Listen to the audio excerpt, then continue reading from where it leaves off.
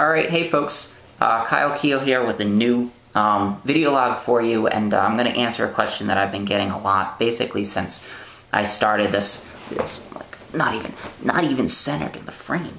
I'm going to answer a question that I've been getting a lot since I started this channel, and that question is, what do you do with your diet? Okay, and before I answer this question, let me just say, not a nutritionist, I'm not a dietitian, okay? And so if you're taking my advice for how to construct your diet, you're kind of an idiot. Treat this as anecdotal evidence, okay? Treat this as just one person who has been successful, moderately successful, using a particular a philosophy of dieting and eating a particular diet, and treat it as nothing more than that. Don't treat this as doctrine. Don't treat this as scripture, okay? Because it's not.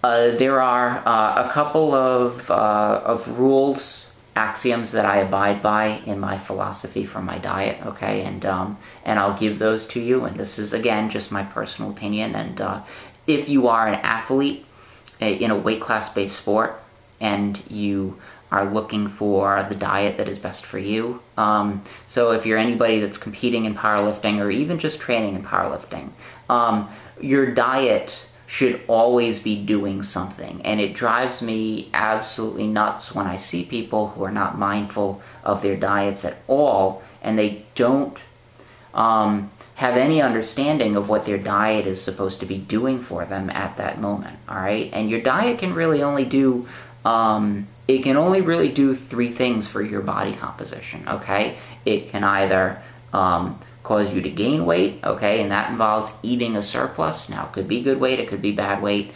it could be it's usually some combination of the two, but your diet can only either allow you to gain weight, all right, can allow you to maintain your body weight, or it can allow you to lose weight. And I know that this is a really obvious point, but at any point in your training, you should know specifically whether you want to be gaining weight, whether you want to be maintaining weight, or whether you want to be losing weight. And so the first thing you have to do is you have to reflect on what you want your body composition to be, say 3 months or 4 months or however long down the road, okay? And you should have a diet that reflects where you want your body composition to be within that time.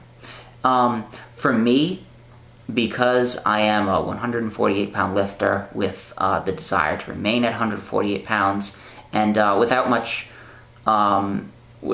wiggle room in terms of changing his body composition anytime soon, I choose to eat at maintenance basically year-round. Okay, and what that means is that, with the exception being the weekend of a meet, I eat at maintenance 12 months out of the year, okay? I don't allow myself to eat a surplus, and the reason for that is because even though it's easy, emotionally, psychologically, physically, to eat at a surplus, it is going to be that difficult to eat at a deficit when you need to eat at a deficit in order to lose that weight, okay? And I don't put myself through that.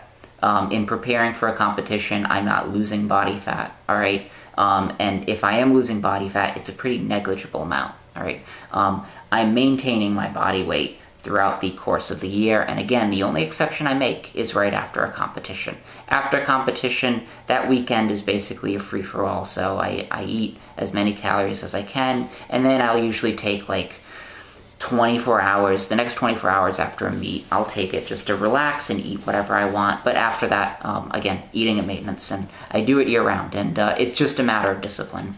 That's not to say that everybody has to eat at maintenance, okay, but your diet should always be doing something, all right? It should always be affecting or maintaining your body composition, and it's up to you to decide what you want it to do, but you should always know what your diet is supposed to be doing, and your diet should reflect that, okay? So if you want to gain weight, you should be eating a surplus, all right? If you want to gain weight and you're not gaining weight, you're doing something wrong, and the thing that you're doing wrong is you're just not eating enough.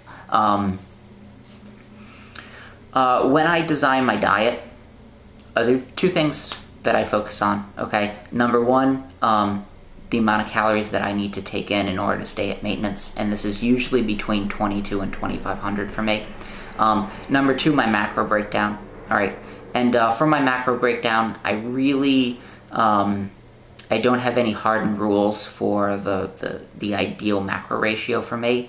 It's, in my experience, different people are going to respond better or worse to different macro ratios, and you just have to, I know this is kind of a cop-out answer, but it's really true. You just have to find out what works best for you, all right? I try and eat high protein. I try and eat 2 grams of protein for every pound that I weigh, and so usually my protein intake is around, right now it's around 320 grams per day, but it can be higher. It can be 350, 360. It's been that high in the past.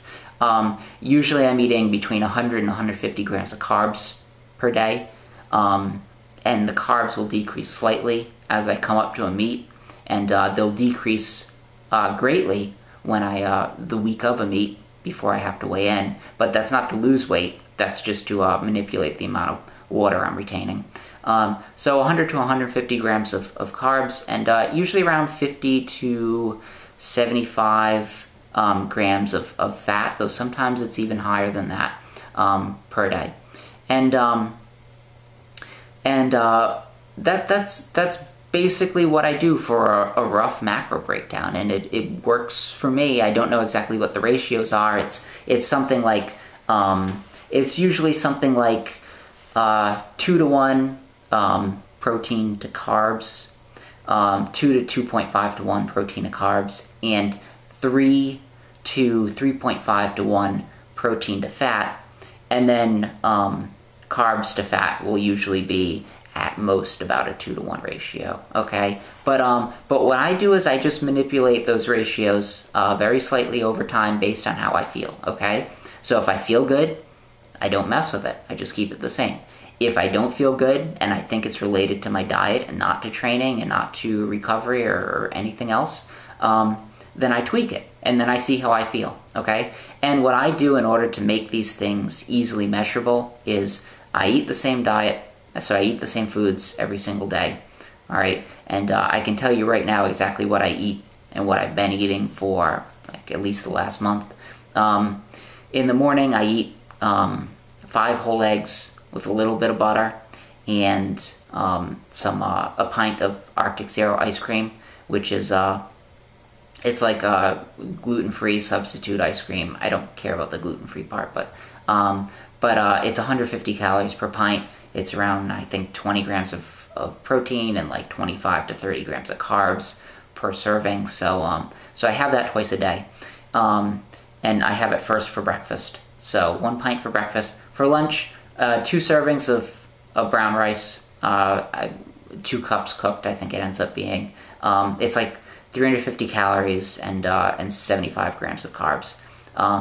So 2 servings of brown rice with 14 ounces of chicken, of boneless chicken breast, part of a red onion, and a ton of Frank's Red Hot, because I eat a lot of salt. I have a sodium-heavy diet, and the only reason for that, it's not a dietary reason, it's just to introduce flavor in what I'm eating, and so I don't go nuts, and lose my mind. Then I go train, and then after I get home from training, more Arctic Zero, and then for dinner, I have, again, 14 ounces of chicken, and then I have a vegetable stir-fry. And the vegetable stir-fry is red and green peppers, some carrots, red onion, and usually kale, and I have some kale off and on for its anti-inflammatory properties. So that's basically what I do. That's what I eat every single day. Once every week and a half, I have a cheat meal, and the reason for that is not it's not dietary. It's entirely emotional and psychological. I just do it to be able to relax and to be able to eat whatever I want every so often. It gives me something to look forward to, and it keeps me honest, regarding my diet.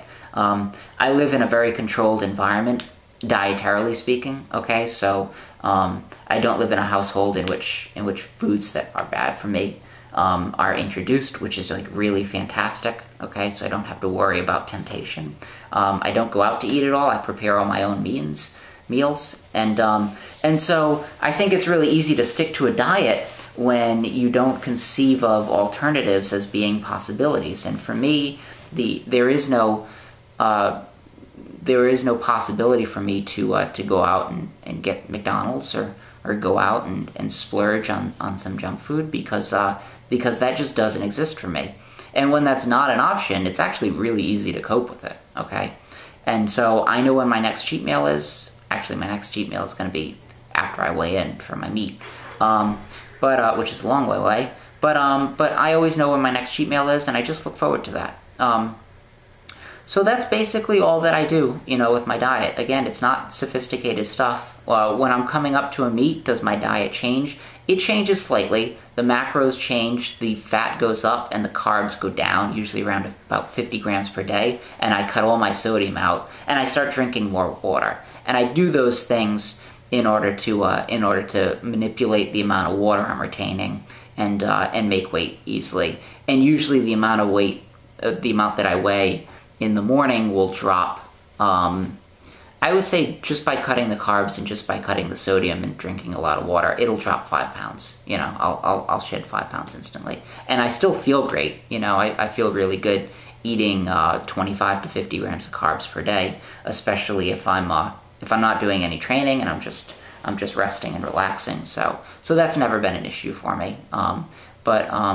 But outside of that, yeah, I don't change my diet much year round. I tweak the macros slightly. I just make sure I'm eating at maintenance and that my body comp is good. And so I don't have to worry about losing weight after gaining weight. I don't have to worry about any of that stuff. It requires a considerable amount of discipline, but it also makes training easier and it makes sustained progress easier. If I were to get lazy with my diet and start to pig out and start to put on a lot of pounds in the off season, I'd have to take all of that off to make 148 again, and it's just you end up sacrificing performance in order to do that, and I'm just not willing to live that existence in order to eat well for a little bit of time. So my diet is fine, and it works for me. Okay, if you're eating either at a surplus, at maintenance, or at a deficit, your goals are always the same, okay? You always have 2 goals if you're in powerlifting, all right? Number 1 is to see that change in body composition realized at a reasonable time frame, okay? So if you want to gain weight and you think you're eating a surplus, you should be gaining weight, okay? And you should be gaining weight at a reasonable rate, whatever is ideal for you. And number 2, the other goal should be to make performance while changing your diet as good as possible, okay? So if you're eating at a surplus, your performance should improve. There's no reason why it shouldn't. If you're eating maintenance, your performance should hold or it should improve.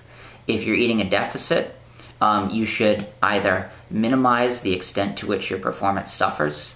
Right, so a good diet is one that minimizes the extent to which you lose strength while on a deficit, or you should be able to maintain performance, or you could even improve performance. And I'll leave you with this. When I started in powerlifting, started training in it, I was 180 pounds, and I had a 1050 total.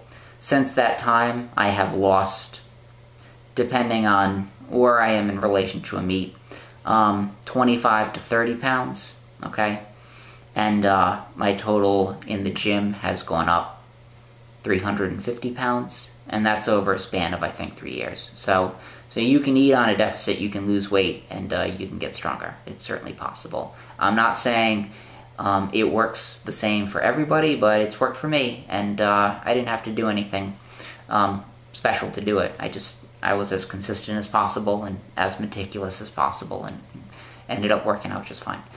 Anyway, so I hope that gives you some insight into my diet. I understand that this is not exhaustive. I understand that I can't do a video log under about 14 and a half minutes, so I need to shut up now. If you have more questions for me, just post them on this YouTube comment section, and I will respond to them for you. All right, take care.